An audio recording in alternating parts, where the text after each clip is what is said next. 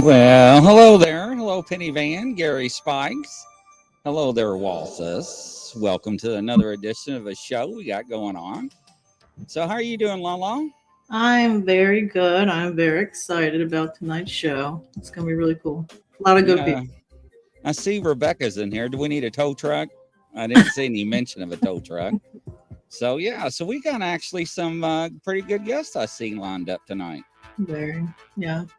Well, let's go ahead and start bringing them in. We have Tom. Welcome. Hey, guys. Thanks for having me, man. We have Chris. Welcome. Hi, guys. And thanks for having me on. No. And don't forget Science Bob. Welcome, everybody. Do you guys want to go around and kind of introduce yourselves for everybody? Sure. Okay, we'll go Tom and then around. Okay. So, Tom Reed, my family is pretty much known for the Berkshire's UFO incident, which was kind of rebranded, by the Reed incident, Berkshire's UFO incident on Netflix. And oddly enough, it made a form of UFO history. And although I have a lot of things that I do and careers and things, but I try to put time aside to stay involved in this topic because I take it seriously. And I've made some pretty good friends, like that little guy right there, Peter Robbins. He's been a friend of mine for a long time. And, and so anyway, I do what I can. I try to make a difference. Awesome. Welcome. Do you want me to go next? Yep. Okay, my name's Chris Evers. I'm I've had a long-term interest in the subject of ufology since my first experience in 1974, which makes this month the 50th anniversary of the start of my interest in the subject. I'm a first-time author. My first book is The Shape of Things to Come from Elsewhere, which was generously provided with a fantastic foreword by the man sitting next to me on my left-hand side, which he's just tipped his forehead. I'm also the editor of Outer Limits magazine, which is reaching a milestone in June this year of its 50th issue being presented, and it's a subscription-based production. That's me. Thank you. Yes. Oh, Peter, you're muted. You're still muted, Peter.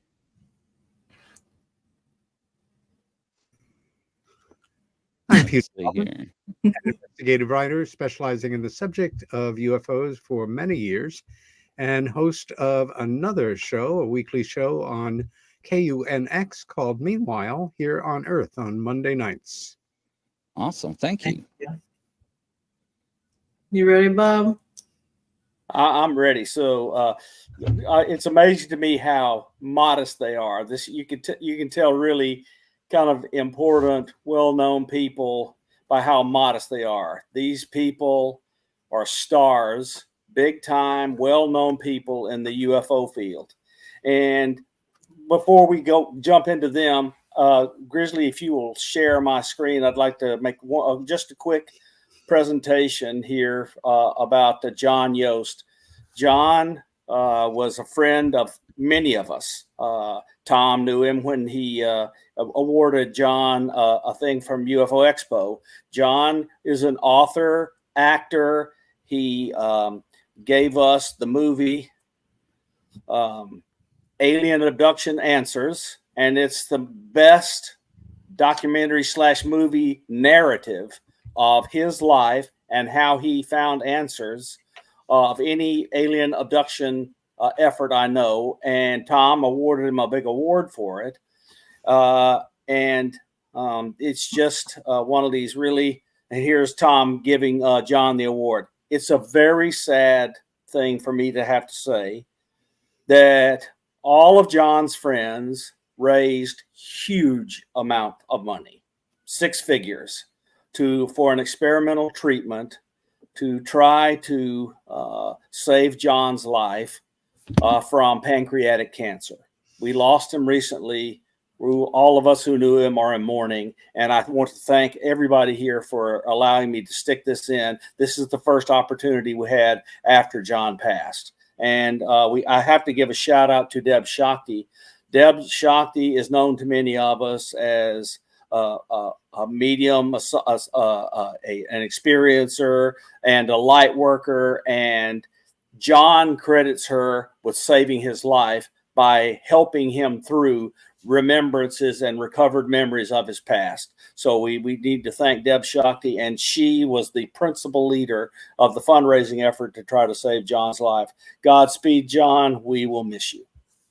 And I'm going to stop sharing. Thank you. Thank you for that, actually. He was a good guy, you know. Very Oh, sweet. he was a super guy. Yeah. Good-hearted. Yeah. Absolutely. I guess I'll ask the first question. I always ask everybody, I know it's a dumb question, but what is the craziest UFO or paranormal experience you've had or someone close to you has had? We can go around if you want, or what, you know. I can tell you a scenario. Okay. All right. So after years of our event, and by the way, there was more than just one in September 1st, 1969 was the event that everybody knows because it was a holiday. That's why so many people saw it. But there was activity before that, you know, and there was a question or a concern whether or not Sprague Electric, who made the medallion that was left on the moon, kind of gave it to NASA, passed on to Buzz Aldrin, which was left on the moon, because they already knew there was activity coming from somewhere, so they wanted to leave a calling card, or was it just by chance they left it in June of 1969, and in September there was sightings again? So it was kind of like, you know, the chicken or the egg, right? It was kind of like what caused that to really be so significant 6 weeks later. So after leaving the area and trying to start fresh, my father goes and buys this house in Canaan, Connecticut. And we're all like, oh, we're going to start over, put the nonsense behind us, right? Just kind of start fresh, right? Come to find out, it was the house that it's called the Death in Canaan, the Peter Riley case, a trial of Barbara Gibbons and Peter Riley, where he supposedly killed his mother. It was one of the biggest, you know, unsolved murder cases in the state of Connecticut. And so we had the house, the place where the murder took place. And so I used to get like chills in my arms, right? I'd go in there and I started feeling awkward. I was like maybe hypersensitive to things. And my whole family, you know, we had so many weird things in the house happen. We saw apparitions, you know, smudge marks and things. And it was just like, really? Seriously, Dad? And so the rest of my life, I've always had like something happen in the home, either hearing stuff on the steps or, you know, just kind of weird stuff. And so to speed this up, I still have a lot of the relics that came out of this house where the murder took place. It used to be an old post office. So we had all these like tin cases and things where they kept files and everything. And I still have them to this day. And so I'm wondering if what I see in the house or what I feel, is it coming from that property, or was it something that was opened up as a child with my family when we were young? You know, what is it that's connecting me to this like window? Because this scenario I want to tell you about, right behind me where the sofa is, the TV used to be on the other wall, right? And so I had some workers on the back porch, and they were doing some woodworking for me and that kind of thing. And so he leaves his tool bag here. And so he comes back like 3 hours later. It's dark in the house, knocks on a door for his tool bag. I open it up and he slams it. And at the same time, I see like a smudge mark like this big go across my wall, turned and went up the staircase. So he says to me, oh, do you got a black cat? I'm like, you saw that too? So what I see or what happens in this home is actually seen by other people who visit me. It's not just me. And so I asked myself, yeah, thanks. I need one of those. So I wonder, you know, where is this coming from? And so as far as weirdness, I've seen things. I've been part of something. I've been part of this. I've been part of that. But I still don't understand why, after all these years, I'm still seem to be connected to something that I can't make sense of. You know, it's hard to make sense of something you can't understand. Yep. Yeah. That's true. Holy Thanks, water. Mail me one of those. He I am will. prepared. He will. He will, Prepared. Tom. He'll mail it to you. Give him your I will. address. And next time I'll put it right behind me when I'm on the show. So you see, you know. Yeah, Anyway. we'll watch it fly off the shelf while we're live. I know how this Wouldn't that be works. something, right? Yeah, Man, right. that's a wild story, Tom. Oh, yeah. Tom, did your father know about this part of the history of the house when he bought it? Yeah, he did actually. Peter Riley. I knew Peter too before it happened. I used to drink beers with the guy. I mean, the night that this happened, he was actually playing, I think, his guitar at the school. And my father at the time, he became a mayor and stuff. But at the time, before he was an attorney, he was like the superintendent of schools, you know? So he was in charge of that event at the school. So the night that it happened, he was with Peter. So this is what happened, right? So the night he came back, his mother was slain. And he came, opened the door, and he just like, jumps on her, you know, was covered in blood. And there was a convenience store down the road that heard something. So they called the police. So when the police came in the door, he stands up and he's covered with blood and the body's on the floor. And so they thought, well, you know, my God, you know, you killed your mother. But what people don't understand is that there was a church, you know, right across the street.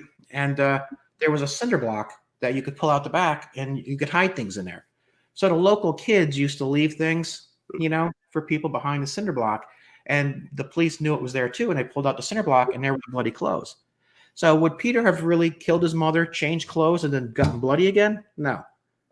And so because of that, Mattos, who owned a veal farm, put all this money together and they got him off. He drives a volunteer ambulance right now in Torrington, Connecticut.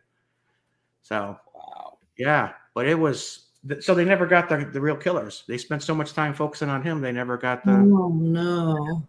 Yeah. It's definitely somebody local, though. So, yeah, my father knew him. So did I. It's a book. It's a movie with Brian Dennehy. Oh, I've seen that movie. Dennehy's one of my favorite actors. Yeah, I got a weird life. You know, explains my behavior. Yeah. You don't need holy water. You need anointment oil is what you need. Okay, do you want me to go next? Yeah. Okay. Yeah, I've had a couple of UFO sightings of my lifetime on this rock in space that we call the Earth. First one was 1974, which brought me into the subject. Basically, it was a light that jumped across the sky. It leapfrogged from position 1 to position 3, position 2, position 4. Did that coming across the sky till it got above my position. I shouted, "Look guys, there's a UFO." It disappeared, completely blinked out, wasn't seen again, completely cloudless, clear sky. It was early February 1974. We've been very lucky with the weather. There was that. My second UFO experience was a group of us were doing a sky watch on the banks of the River Humber here in United Kingdom, back of the British Aerospace factory, which made parts for aircraft, fighter aircraft, and so on and so forth. Ball of light came down the hill opposite, came onto the river about a third of the way across. I'm watching it go to my right, disappears after about a mile and a half. I turned to my two friends, said, "Oh, it's gone." They said, "No, it hasn't. It's going under the Humber Bridge," which was to our left. And so obviously I'd seen it come down, split in two and go in two separate directions. But the most weird thing that has happened to me, we lost my mum in 2004. She passed away. She had cancer. She had a 2-year fight. She passed away just before, well, round about Christmas time, December 2004. Now, obviously, we cleared the home, etc. We give the keys back to the landlord, and we thought no more of it. Anyway, I took 1 or 2 mementos to remember her by. One of them, because I actually needed one, was a shaving mirror out of the bathroom. Now, come the New Year's Eve, we buried my mum on the 20th of December. Come New Year's Eve, my wife and I decided to go out, just try and bring a bit of fun back into our lives. Anyway, we're getting ready, and I'm there with all the shaving cream on around my face and everything, and I look down to the mirror and my mum is staring back at me out of the mirror. So that was weird.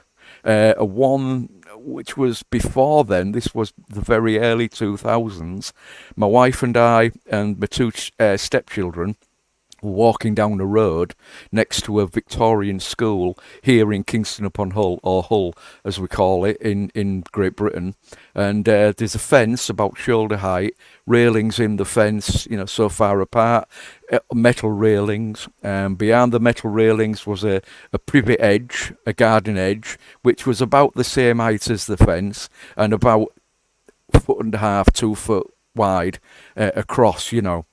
And we're walking by, and I feel somebody pull my right hand shoulder, and I'm walking right next to the fence.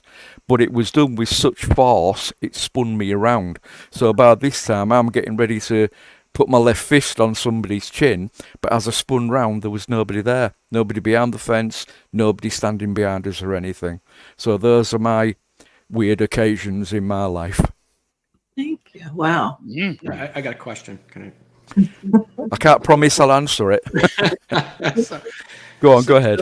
So this, kind of dimensional or paranormal activity, do you think that had anything to do with a UFO type of incident prior to that?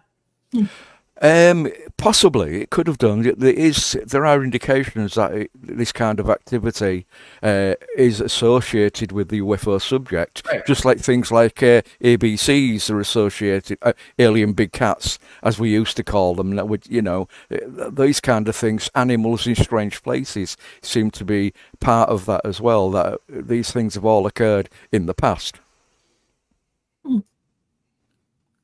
Interesting. Yes.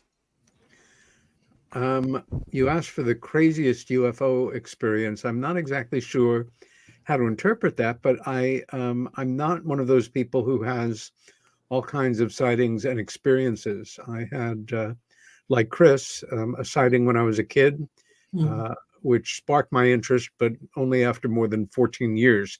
That memory became very repressed.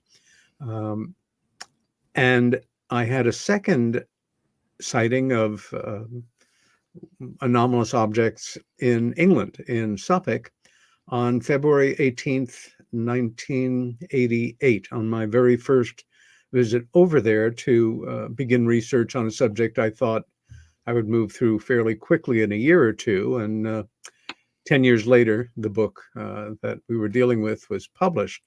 I had a sighting, a very simple one, camping out with my best friend when I guess I was still in art school or just graduated.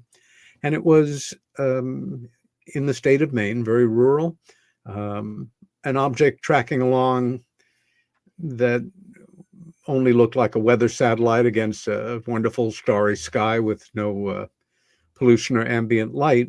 And we both happened to be looking at it as it made something of a turn and just continued on its new trajectory. Again, it's 50 years ago. My friend, who is still my best friend, doesn't remember it, but I do. And then I had the one I'll talk to you about because it was very crazy for the person I was with, I think. And for me, it was a very interesting coincidence. And it happened on August 28th, 1989. And the reason I remember that is I had spent the previous 2.5 months or so in Bar Harbor, Maine, with the Summer Stock Repertory Theater Company. I had been assistant director on a production of Chekhov's The Seagull, and I was house manager for that and the other play our company was doing there that season. And Summer Stock Theater is very grueling. It can be very exciting and fun, but you work 16 hours a day, 6 days a week, basically. And when it was all over, I was going to head back to New York City, my home, and continue on my other stuff. And the head of our lighting, who was a native guy who lived a few hours north and had married one of the actresses in the company, French actress, said, I have 40 acres. I built my home on it. It's really rural. It's very wilderness. Why don't you come up for a few days and just cool out before heading back to New York? And I thought that was a great idea. And we left that afternoon. By early that evening, we were there, and it was beautiful. Beaver dams and a wonderful hand-hewn home. And as it was starting to get dark, his wife, Marielle, went into the house and started to make dinner, but came out after a while, as it was dark, with several flutes of champagne. It was my birthday, a reason that I remember that it was August 28th. And again, in Maine, a beautiful night sky. There it is, just no ambient light, as pretty as it can be. And once again, we're looking at what I can only interpret as a boring, off-white weather satellite tracking along at a nice slow speed. And John starts to joke with me, wouldn't it be really funny and wild if that were a UFO? I was already about a year into working on the book Left at East Gate about the Rendlesham Forest UFO incident. We started to joke about it, and it stopped. And the light started to pulsate. Wow. And then it basically did this. And then it started to go blue, and then it was out of there. And he essentially freaked out, as one does at moments like that, and just started to react. And this blast of nervous excitement and incredulity, like, I can't believe it, that was a UFO, and I can't believe I'm here with you. Nobody would ever believe me if I told them, because it's just too crazy, and it's you and not somebody else. And I responded to essentially saying, well, it is crazy, and the coincidence is absurd, and it's me, but I can say it because I don't care what people think, and it just happened, and we saw it. Right. And I think it was a night that John still remembers, and I still remember too. Yeah. It's funny too, because you're writing a book about the subject, so you already know it's a feasible thing, that it's right. And so this kind of just, I would imagine, just kind of solidified your interest in writing the book. By the way, August 28th is your birthday? That's my brother's birthday. Oh, wow. So I'm going to remember this story now. When I talk to my brother, I'll be like, Peter Robbins has your birthday. Anyway, yeah, I would think that if you're writing a book about a subject that people think is already kind of odd, because this goes back a while when people were like really skeptical about the whole topic, and then you see something that just solidifies your interest in what you're doing. So I think that was perfect. Yeah, I do too. I remember when I was 19, I was in Pennsylvania with a friend in a field somewhere, and I kept looking at this one star, very bright, and it did similar to what you just said. It's like it knew I was looking at it. It zigzagged around another star, zoomed off, disappeared. And you're the first person I've heard say something identical to what I saw. So, but I kept it to myself for a long time. Sure. My friend, he didn't see it. He was off doing something stupid, probably. Poor Science Bob is getting called out in the chat. Uh-oh. What can I say? Do you want me to go? It's a lot of people have your birthday. Yes, I don't think Science Bob understand what I just said. You're being called out in the chat. Okay. I hear. I'm watching it. You're putting it on the screen. Yes, I know, right? So a lot of people know some of my stories of being with Chris Bledsoe and then getting with LaLa and having all these weird experiences, but they don't know the ones that led up to all of that. So I worked for the United States government in the U.S. intelligence community for nearly 30 years. By the time, if you add DOE and working at Sandia National Labs and you want to include it, it is 30 years. So in 2008, right after New Year's, I flew over and boarded the USS Blue Ridge, which is the flagship of the 7th Fleet, which is based in Yokosuka, Japan. And I was on there for several months. We were doing port visits, and I was doing whatever I had to do, which I can't tell you, but I was doing whatever I had to do while we were on board and in the port. So anyway, you're nearing the end of the major first half, and we were left the Manila, Philippines, and we were on our way to Japan. And we decided to go right through the middle of a typhoon. And there were 90 knot winds, 50, 60 foot seas. It was amazing. So it was just bouncing up and down like cuckoo. And almost everybody on the board was laying in their bunk sick, throwing up. But I'm being a weirdo. I was not. I was on the bridge having a blast looking at all that through all the glass. So I noticed all of a sudden that this is a big ship. This is a helicopter carrier ship. Many people might remember this ship. It was the helicopter carrier ship where they shoved the helicopter off the back of the ship at the end of the Vietnam War, when we when the helicopter was used to rescue all of the people who were in our embassy in Saigon. So that's the ship.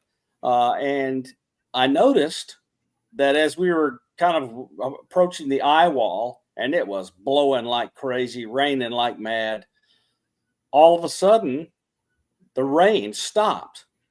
The rain was gone. I went, what in the world is this? I says, I know where we are, and how has the rain stopped? So I walked up and looked through the windows. Everybody else was doing their job, because, I mean, you're trying to navigate a big ship in a typhoon and not have it founder. So anyway, I was a rider, did my thing whenever I needed to, but I was off and I was having fun. So I walked up to the window and I looked up, and I could see a very dim glow in just above the cloud bottoms, and it was blocking the rain. So it was bigger than the USS Blue Ridge. So I kept looking, and I'm going, what in the heck is that? And all of a sudden it got really bright and took off straight up, and the rain returned. So that was the major incident that caused me to really get interested in UFOs. And when I began hearing all of this stuff about UFOs inside the government right before I retired, I got to know Richard Dolan, went to Chris Bledsoe's, met LaLa, and there you go, my life. But the USS Blue Ridge is what got me interested. The thing was bigger than the ship. Wow. Very interesting. Ladies and gentlemen, we'll be right back after we see one of our affiliates. Stand by.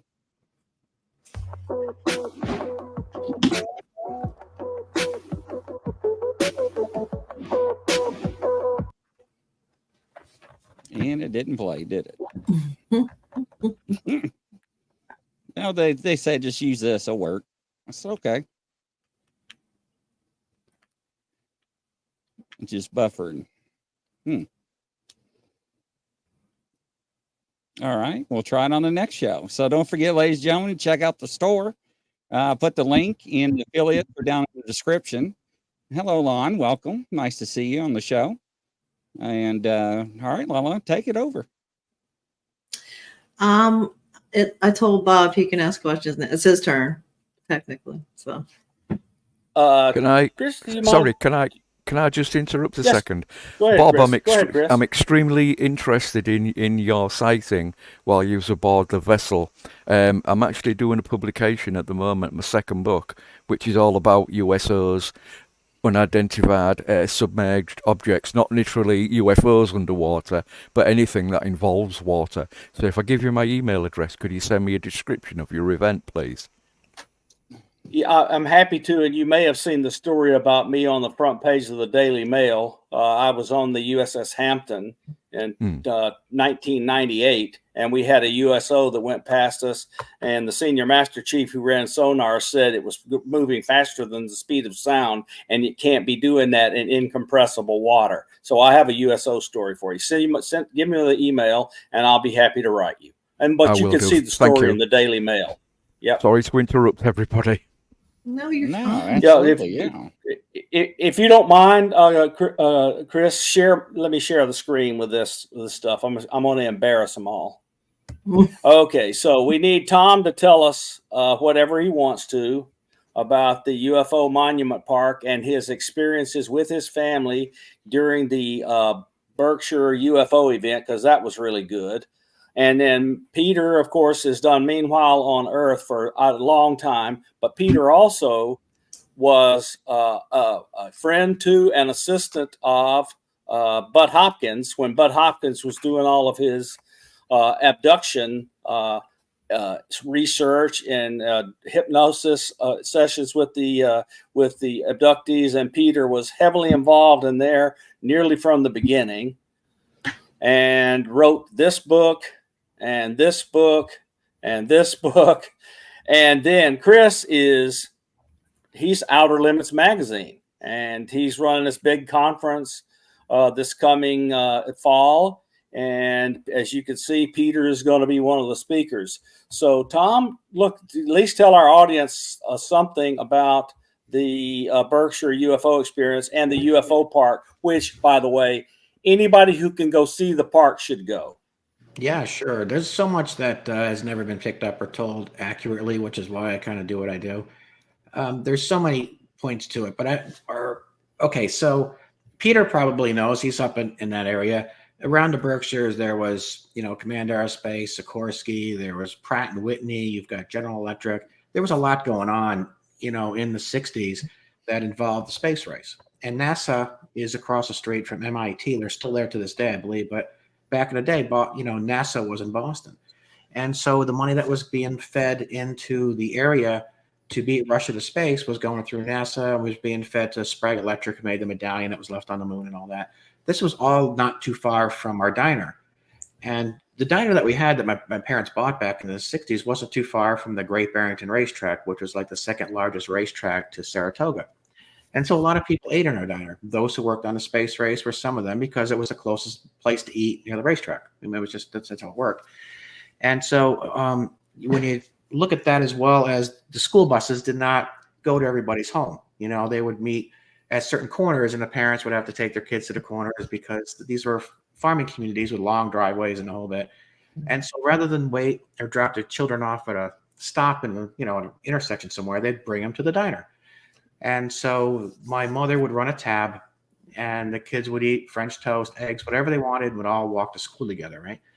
Some of those kids are responsible for getting our case inducted into state because they remembered, what happened back in the day. So the night that this happened, the 69 incident, I had written I used to ride horses. I was in the 4-H club, and I was riding it at the Great Barrington 4-H show, whatever. We got back early. My mom wanted to clean up the diner, get it ready for the following day, because again, this was Labor Day, it was a holiday. Get ready for school the next day. And so she took a shortcut, and Peter's been to my park. He's walked this bridge I'm about to tell you about. Sure. And so back in the day, though, yeah, right. Back in the day, when you hit this bridge, it wasn't like it is today where it's almost flat. It would go up. And so when we went up this little incline to level off to get to the bridge, the headlights were hitting the top of the bridge. And my grandmother noticed that there was light coming from below the bridge. And so she said something to the effect, that it doesn't make sense to, what's that light coming from? She didn't say it at the time, but she mentioned it afterwards. And so as we went across the bridge, it came down the other side. Again, this was a tough dirt road with potholes. So we were going really slow. And as we came out the backside, there was a sphere that looked like a cue ball with like a 2-watt light to it. And that was off to our left. And it was rising from like the banks of the Housatonic River, which is why I went to the UN in support of the Hudson River Valley sightings, because they thought that something carry over. But anyway, so as we continued to go down the dirt road, my brother looked to the right because he was trying to see this thing too, but we've got the windows open. I'm looking out the door, we're moving. So he started to look to the right to see if he could spot something as well. And he saw looked like an orange orb, and that was, or sphere, which was near the water. So we kind of split these two balls or spheres, went right between it. And then when my mother, stopped near this telephone pole to get a better look at what was going on, we didn't see this white sphere anymore. But what she did see was like this huge thing in the field, which looked like a turtle shell. It looked very rough, like pewter and goldish and silver. It had these different tones to it. But what really stood out and why you could see it was, and I'm going to say the front of it because it was kind of hovering there, but in the way our car was going, one part of it had like a reddish tint to it, and that kind of bled through the shell of the craft itself. So you could kind of make it out. So it was like shinier or more red on one part, and then it just kind of tapered off, and you could see the whole thing. So in the past, I've said, yeah, you could see the light of it, not lights, but it lit up itself. It had like it had glowed itself to some degree. There was no gear, no windows. I didn't see anything like that. I'm like almost 10 years old. I'm looking at this thing out the window, and like Unsolved Mystery says, like my mom goes, what is that? Because she did. It was huge. And it just kind of stayed there. So as we were parked, then we heard what sounded like tapping sounds, like when you're in a swimming pool and someone's tapping maybe a rock or something on the side. You hear ting, ting, ting, ting. It's really loud, but everything else is muted. That's what it was like. It was like stones hitting underneath the fender wall, but our car was already parked. And then, there was this, we could see inside the car. I could see the radio. It was like lit up inside, but the light didn't bother my eyes. And then all of a sudden, everything just went silent, like someone just flipped a switch off, like a vacuum and silence. And then it was just like, we were just like nothing. And all of a sudden, bang, the crickets happened and the frogs and the katydids and all this noise went normal again. And then that's the last thing I remember from being in the car. But I remember a large open hangar type of thing with, like what looked like a tube of light of space where the ceiling met the ceiling met the wall. I remember being grabbed in my left arm. It hurt. Right? Being brought out a door. An apparatus that lowered over my body from the ceiling. I remember a large open area. It was like an empty Walmart. It was that big, Mm. It was much bigger than the craft. So I've always said, I wasn't on a craft. Wherever I was much bigger than what we saw. So I've never said that I was actually on a craft or abducted in 1969 because I wasn't. This was a military type of thing, and I've said that from day one. And listen to any podcast I've ever done or any interview I've ever done. That was one of the reasons I think that the state was also more apt to induct it into history as historically true because so much was going on in the area at the time when we were extracted from the car for sure. Matter of fact, when we got back in the car, the ignition was off. My grandmother and mother were reversed, which is kind of a human error. Wow. Then my grandmother drove the car back to down, the center of town in Sheffield to get help, went into a silk store, which still remembers it to this day because they still own it, that when she went in for help, she didn't know what to ask for help for. And so she was there trying to talk to the clerk to say, something's wrong. My son's not, my daughter, my mother, Nancy, is not responding. Tom and Matthew are unconscious. Then I kind of I was the second one to come to.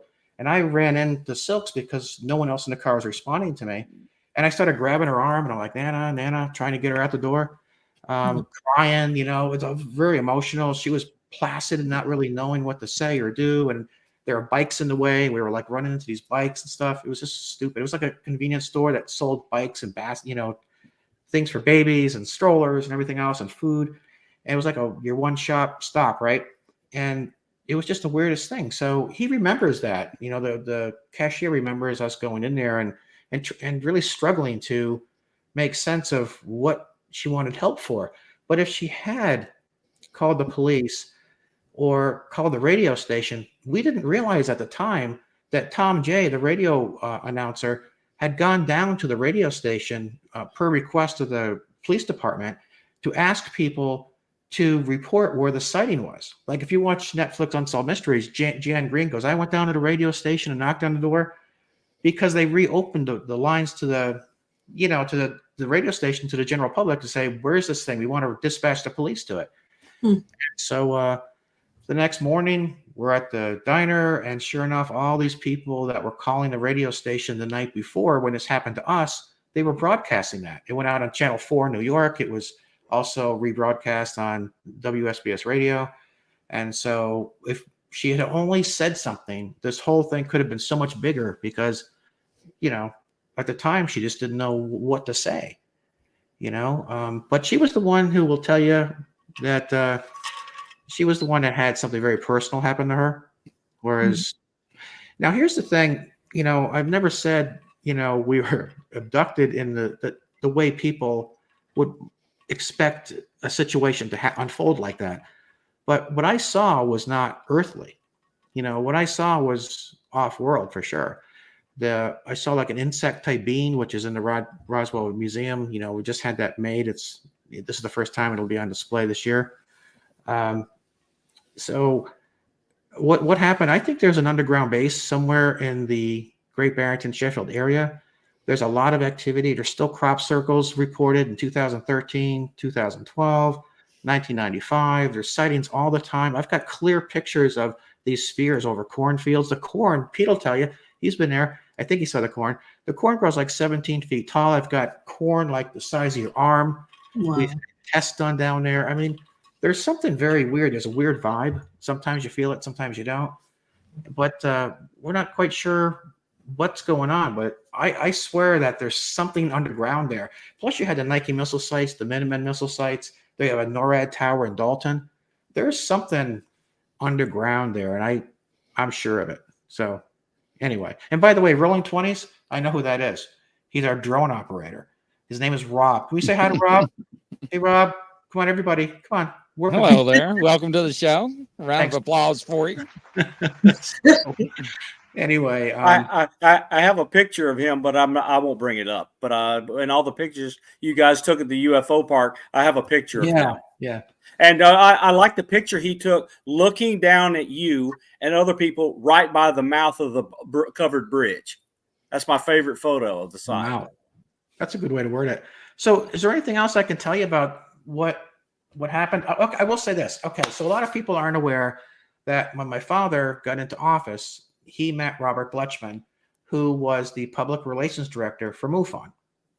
And he approached my father to see if he could mention our case over the Housatonic River, because that's where it was all seen, around the Housatonic River, at the United Nations. So Stanton Friedman was there, Linda Morton Howell was there. It was this was 33-426 is what they were revisiting, and Mohammed Rabin was the president of the parapsychology at the time.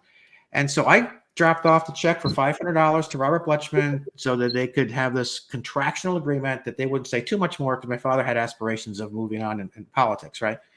And so with that, I dropped off the check to Robert Bletchman in Manchester, Connecticut, and he mentioned our case in support of the Hudson River Valley incident, as well as Cash and Landerman, because of the effects around our vehicle and how we described how, could it be something similar to what they experienced? But there wasn't any radiation on our vehicle that I know of, but that was some of what we talked about. And Robert also showed me pictures of these UFOs, if you will, underwater in the Hudson. And I've never seen those pictures since, but I saw them with him. So I don't know what happened to those, but they were very telling. And so on October 2nd, 1992, our case was discussed, not as a front runner, just in support of another case at the UN. And my father lost his life on the anniversary of those talks. My father was killed on the same date. And right. And that's kind of how we got the marker in Sheffield, and how the park, took off the way it did, because it was a way of the community paying something forward to my father for advocating something most people thought was ridiculous. So that's how the park came to be. It's a great story. And Tom, you'll be at Pine Bush Conference. What's that? You'll be at Pine Bush Conference? Yeah, I will. Yeah, I will. Okay, good. Yeah. Anybody that wants to meet Tom is a great UFO at convention at Pine Bush. And it's one of these really great things. The whole town is shut down. Vendors are all on the streets. It's amazing. LaLa and I are going this year. I'm going to face paint some aliens on people. So that'll be great. I will. I have a question for everybody. Why do you think government is slowly exposing us to more information here and there? Do you think there's an agenda, or something happened, or? I don't think they have a choice at this time. The story has been bubbling away for over 75 years. And in 2017, some people feel it was the trigger for kind of a sea change, or it was coincident. But the New York Times published two important articles on the UFO subject by three different reporters, Ralph Blumenthal, Leslie Kane, and Helene Cooper. And they kind of marked a shift away from the era of ridicule as a given that really started with the phenomena itself in 1947. Since 2017, 2018, it's we're all aware of the phenomena from different points of view, that more and more elected officials, many of them fairly distinguished, and I would say equally from both sides of the aisle, distinguishing themselves as incredibly inquisitive about this subject and wanting the material to come out. Needless to say, there are tens of millions of people at least that have wanted that for decades and decades. So we're kind of in this post-ridicule time. And at the same time, I can't prove it, but my best intuition and educated guesses are that there continue to be people behind the screen, so to say, who would like things to remain the way they were, but you can't put the toothpaste back in the tube.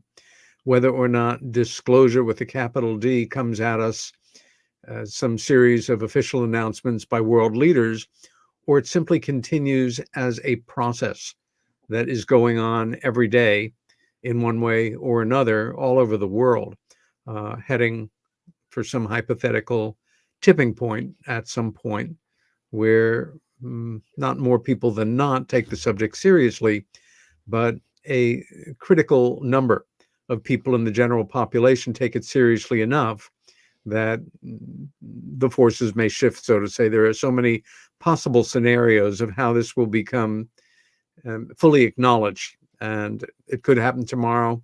It could never happen. It could happen in 15 years or 6 months from now. A lot of play, a lot of variables in where we're going at the moment, but it's certainly a profoundly interesting period in the world of UFO studies and experiencers. Absolutely. I love Grush came out. Grush did a really good thing, and he was very, very smart. He got permission to say everything he said, and he realized that if he put in for approval to say the things he was saying, that the government would have to admit that the things they wanted to quash were true in writing, on the record, and name themselves and what department they represented and why they were saying it had to be kept secret. By going for DOPSR approval, Grush let everyone know that the stuff was real. Well, Rush is not a whistleblower. No. Whistleblowers are first, everything he said was secondhand. So I want to explain something. So Tim Burchett, Congressman Tim Burchett's a friend of mine. He lives about 3 miles from me. We go to lunch. Tim Burchett's also was texting me during the hearings. So he asked me what I thought, and I said, I think your whistleblower left his whistle at home.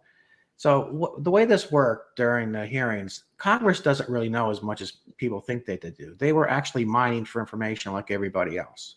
Mm-hmm. The real whistleblowers are behind closed doors, showing video and talking and giving the information to Grush, and Grush was coming up front and talking about what they had already discussed in the back. Tim Burchett had a list of questions, but he wasn't going to have time anymore because they because of seniority, they gave the guy who headed up came in at the last minute. So Tim gave everyone else the questions that he wanted because he had already seen the information on the monitors, was already privy to something that I can't even discuss right now. But anyway, so with that, Grush was given the information to speak so that the real whistleblowers would not have their face blasted all over the friggin' televisions. So Grush was secondhand information. Now, what he was saying was accurate and true, but he's not a whistleblower. He was the voice as a whistleblower. So his whistleblower status is not about the UFO stuff. His whistleblower status is a legal definition of he filed a complaint against the Department of Defense for covering up an activity and not informing Congress about it. So that's a violation of law since the Nixon administration. He is a whistleblower for that by the definition of the law. No first-hand information. Whistleblowers have first-hand information. He handed documentation to the investigators and gave the investigators the 42 names. That's pretty firsthand. That's the documentation's firsthand, sure. Can I jump in here and give you a view from this side of the swimming pool, the pond, as it's sometimes called? First of all, Britain doesn't have anything like what you guys are experiencing over there with the hearings that are going on and so on and so forth.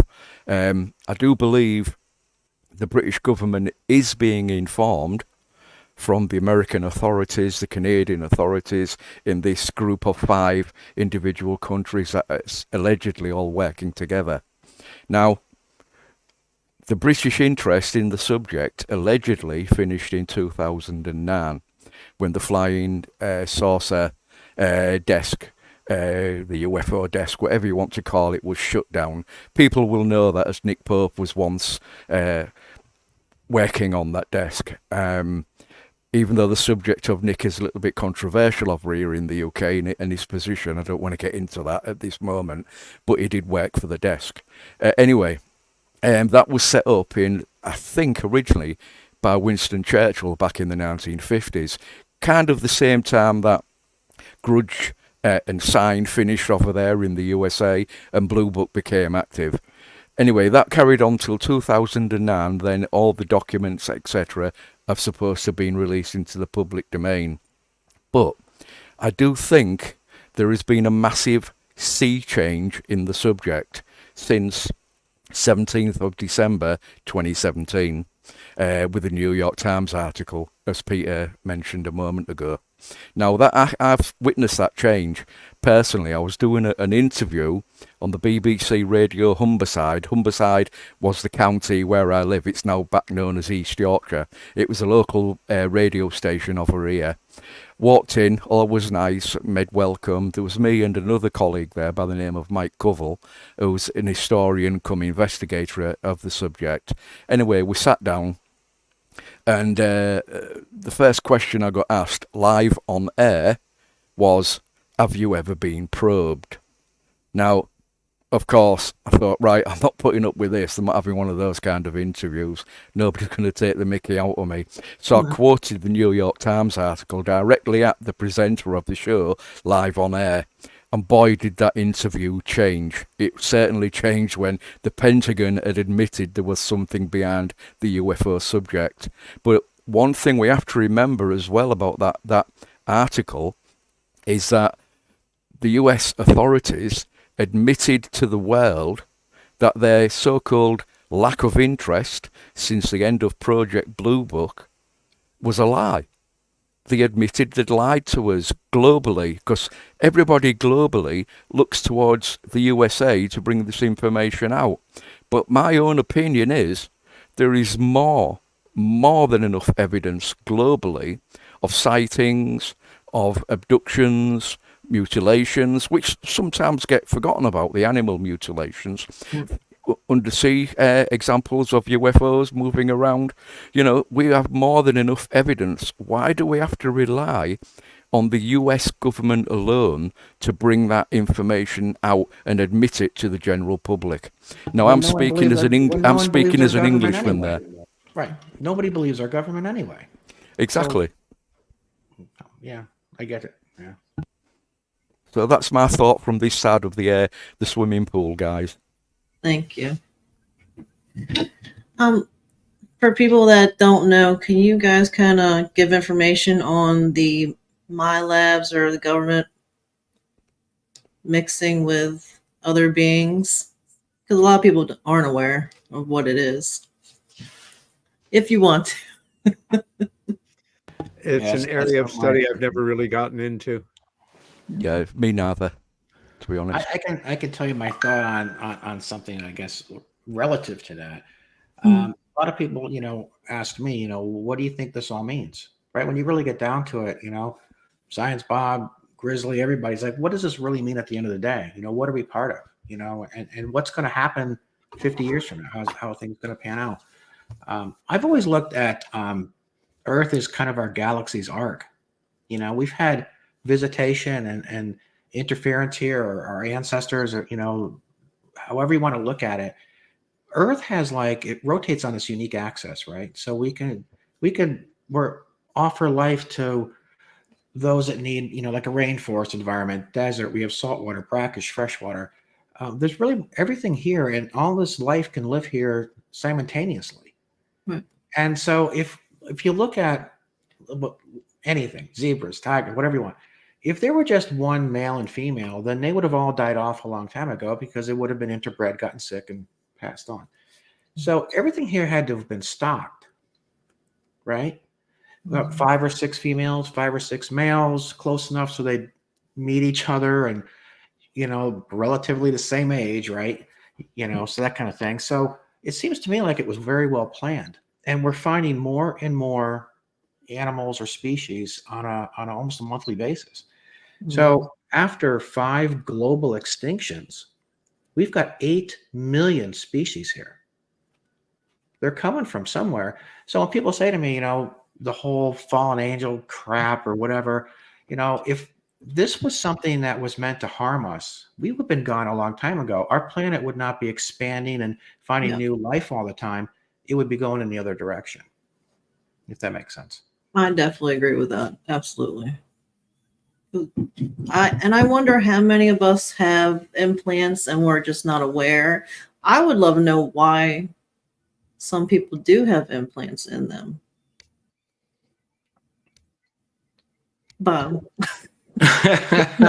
Well, I think you're being I think you're being tracked and information. Look, I know the implants you have in you, LaLa, are transmitting because I've measured the transmission power coming out of your implants. So that means somebody's got to be on the other end receiving those transmissions. So it's location and or data about something about you. You're a data source for your location and your well-being or whatever. It's being transmitted someplace. I don't know whether it's the United States government tracking you. I mean, we have black helicopters fly right over the top of our roof with some regularity, and unmarked. They're unmarked. They have no markings on them. Then she's chased a UFO down a road and had one of these unmarked helicopters come right down on top of her car, turn the rotors nearly vertical, and blow her off the road. Okay, so I mean, that was kind of fun, though. She's led an interesting life, but I just think they're monitoring. Either they or the aliens or both are monitoring you. Hey, Science Bob, do you believe in a parallel universe? Yes. So do you think the chip makes sure that we get back to our correct planet? Oh, I would love for that, but I don't know. I don't know the answer. I believe in the parallel universes from a scientific point of view, but I don't know that answer. I don't know the purpose of all this. I had this discussion with someone who believes they had an implant as well, and they thought, well, maybe it was just to make sure that I get back to the proper, yeah. Okay. Maybe. Nobody knows. She definitely has 2 implants in her because I've measured the RF emissions from her when they were active. I wonder how many different species of aliens do come here to either monitor or visit. They say 69 approximately. I have to stop you right there. Anybody that puts a number out, how can anybody possibly know that number? I don't care who you're connected with or who you think you know. If you were every world leader rolled into one and the head of 6 alien races at the same time, there'd be no way to fully empirically establish that number. It's just something that makes us, I think, look a little silly when we start to get behind numbers.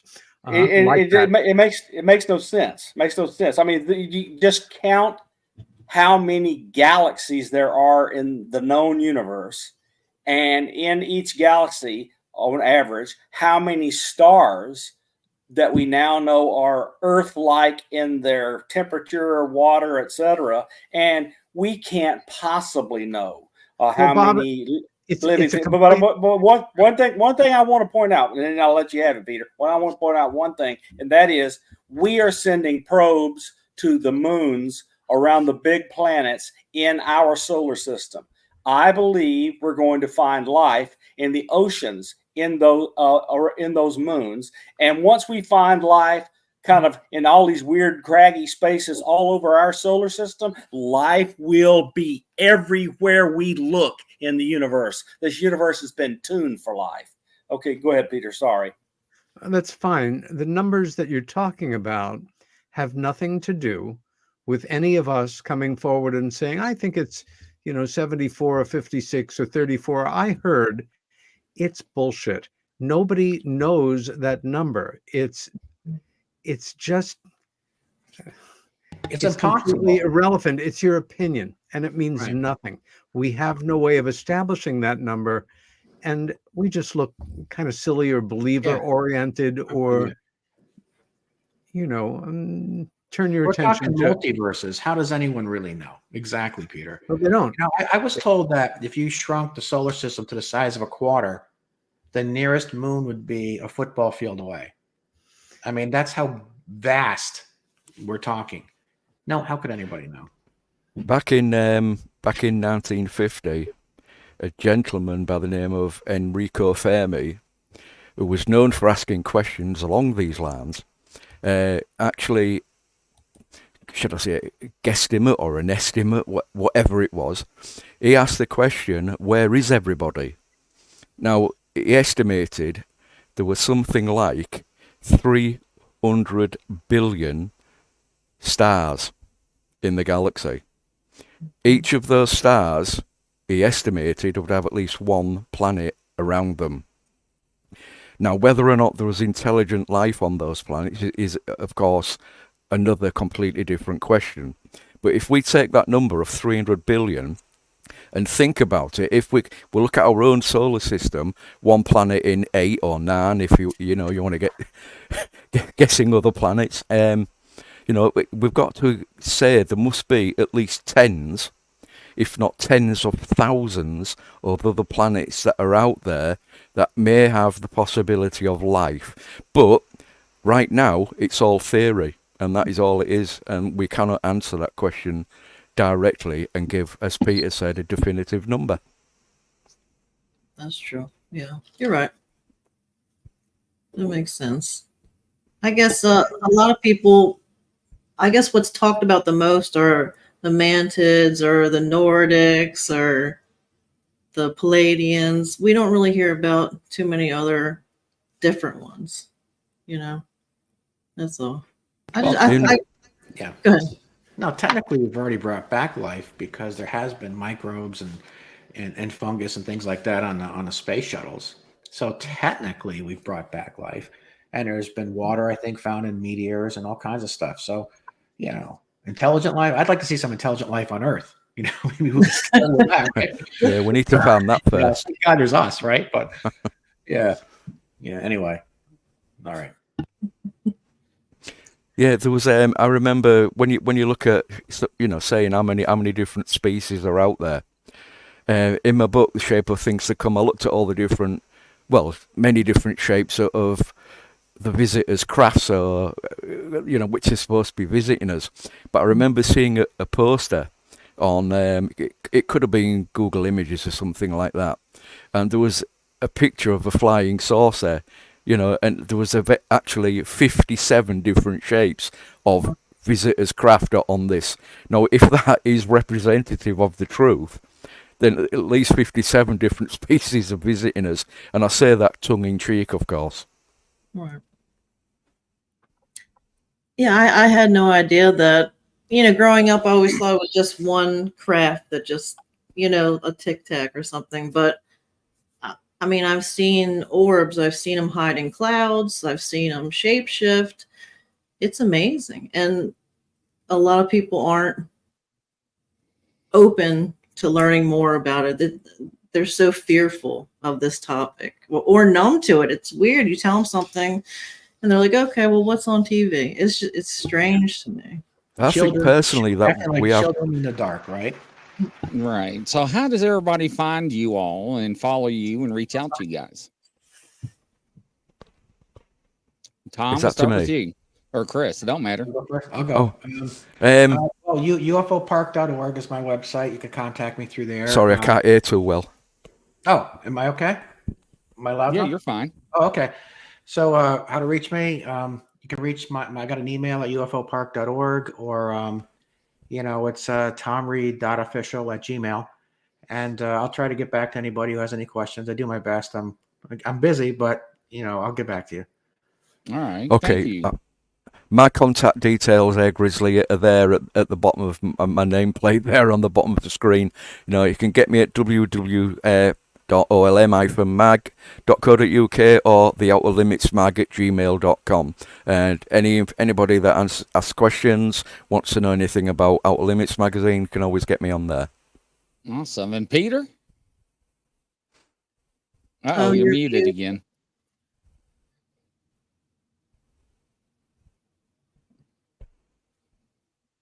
No, we can't hear you, Peter.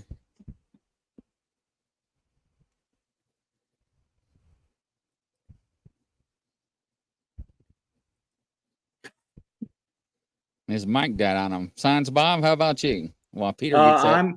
I'm at Bob McGuire _N4HY is my Twitter name, and Bob McGuire on Facebook, and we can hear Peter now. All right, Peter, go ahead. Follow me on Facebook and listen to my radio show. It's Meanwhile Here on Earth. It's on KUNX Digital Broadcasting Monday nights, 7 to 9 Eastern Standard Time. And past shows, about $300, if only 300 hours worth of programming can be found on Spreaker and iHeart and Deezer and Audible and all of those other platforms. And the guy running Peter's organization, where his show and many others, is Race Hobbs. Race was supposed to be here tonight. He had a death in the family, and we all want to wish Race well. Thank you, ladies and gentlemen, for tuning in. And it's been a pleasure. And from coast to coast around the world, good night, everybody. We'll see you soon. Thanks, guys. Bye-bye. Good night.